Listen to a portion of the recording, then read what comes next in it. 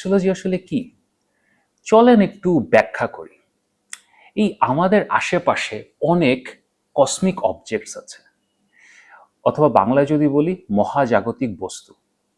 আরো সোজা বাংলায় যদি আসি তাহলে আমাদের আশেপাশে যত গ্রহ, নক্ষত্র, সূর্য, চাঁদ, তারা এগুলো যা আছে সবগুলোকে বলা হয় কসমিক বডিজ বা মহাজাগতিক বস্তু।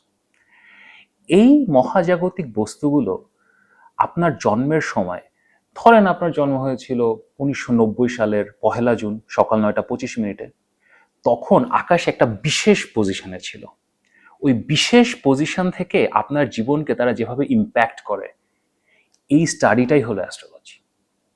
এখন আপনারা জিজ্ঞেস করতে পারেন, অনেক কোশ্চেন এখানে চলে আসবে, যে এই গ্রহ নক্ষত্র কসমিক বডিজগুলো আমাদেরকে আসলে ইম্প্যাক্ট করছে, এদের কি তাহলে অনেক ক্ষমতা আছে?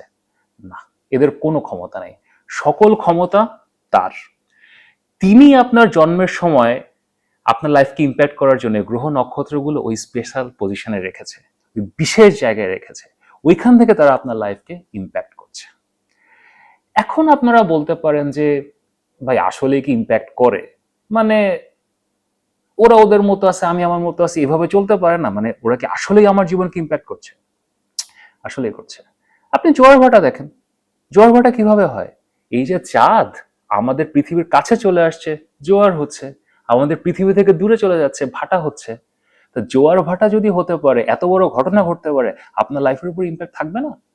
আপনি আরো দেখেন, ছোটবেলায় আমাদের মা, খালা, চাচি, নানি, দাদি সবাই আসলে বলতো আজকে একটু গায়ে ব্যথা করতেছে, পায়ে ব্যথা হচ্ছে, আজকে আজকে বোধহয় অমাবস্যা, আজকে বোধহয় পূর্ণিমা।